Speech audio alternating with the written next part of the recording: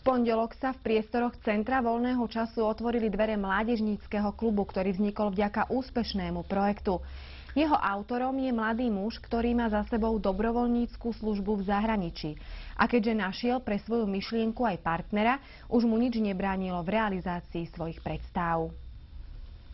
Mládežnícky klub vznikol vďaka programu Mládež, ktorý propaguje mobilitu, iniciatívu a solidaritu medzi mladými ľuďmi v Európe i za jej hranicami.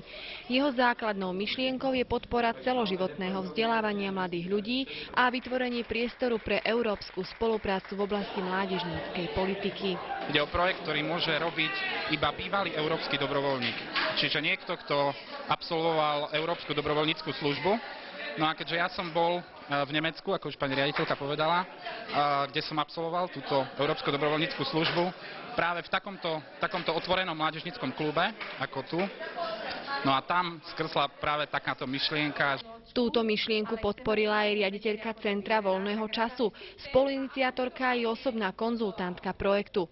Napísal sa ešte niekedy v polovici minulého roku, schválený bol v septembri a od 1. decembra sa začalo tvrdo pracovať.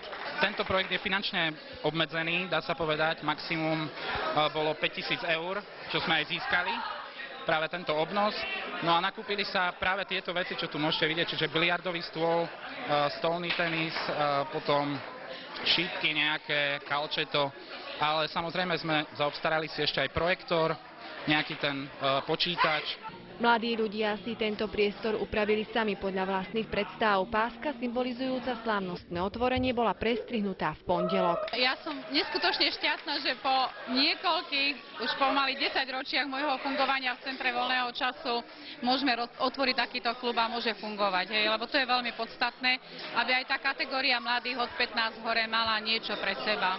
Som veľmi rada, že som dnes mohla prestrihnúť pásku v takom úžasnom zariadení, ktoré vytvorili študenti svojpomocne. Nápad bol vynikajúci.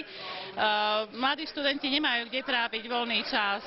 Takže dúfam, že táto prvá lastovička nie je posledná. Teším sa, budem otvárať veľmi rada aj iné takéto podobné zariadenia. Vstup tu budú mať všetci držitelia klubových kariet Centra voľného času zdarma. Ak nie ste ich držiteľom, stačí, ak svojimi aktivitami tejto inštitúcii pomôžete, alebo si jednoducho vstup zaplatíte. Ja si myslím, že tu je toho dosť pokope, ako veľa druhov hier. Takže myslím si, že keď tu príde aj viac ľudí, tak si každý vyberie. Takéto ešte dačo nebolo, tak je to akože super. Rastia poznám už dlhú dobu a viem, že o tom rozmýšľal, že niečo také spraví. A ja som mu za to vďačný, aspoň viem, kde mám chodiť.